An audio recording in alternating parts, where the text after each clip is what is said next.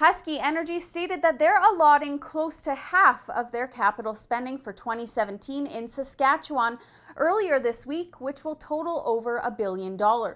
And the majority of that cash is being turned into 3 new steam-assisted heavy oil extraction plants, which will cost around $350 million each.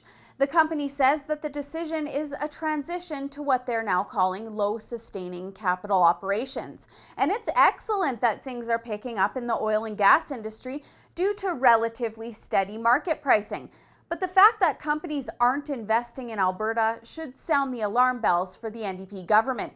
But they're still hell-bent on bringing in this carbon tax that's clearly driving business away. We can read between the lines. I think what the CEO of Husky is saying is that they're transitioning to low-sustaining capital operations in the next province over right now, because there are none of these potential operations in Alberta currently, thanks to the government. Once the NDP government took hold, they backed out of Alberta pretty quickly and ramped up operations in the South China Sea. These companies deal with governments all over the world, and they're going to go wherever benefits them the most. It's pretty simple. There are plenty of projects that Husky could be taking back up right here on Alberta. And sure, they're putting more money into their Sunrise project to ramp up production in the province that has been rife with issues, and there are plans for more plants in Alberta. But they're not investing $1 billion here, and it's clear that these companies are headed for Saskatchewan because they just can't make money in a province where creative taxing methods by the government take precedence over making deals. Of course, Saskatchewan doesn't have a carbon tax. They have a slightly lower corporate tax, and the business environment is less tumultuous and more friendly.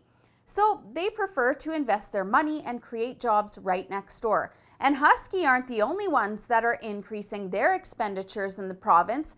Cenovus is increasing its spending in conventional plays, while Crescent Point is allotting 75% of their spending to projects in southwest Saskatchewan and the Williston Basin. I hope this is a lesson for the NDP and the federal Liberals when they think about how this tax is going to affect our competitiveness. The NDP are driving jobs away to our neighbors right now before this tax even hits. Imagine what a blanket carbon tax will do when our major competitor, the United States, won't be bringing in this policy. My guess is that these companies will pick up and move to places that don't have these policies that work against businesses in place, which means that they'll just create emissions elsewhere.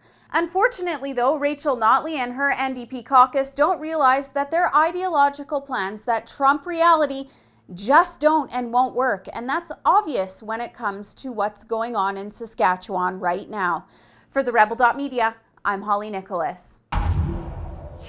Thanks so much for watching. Don't forget to click below to sign up for our YouTube channel if you haven't already. That way you won't miss any of our latest and greatest content.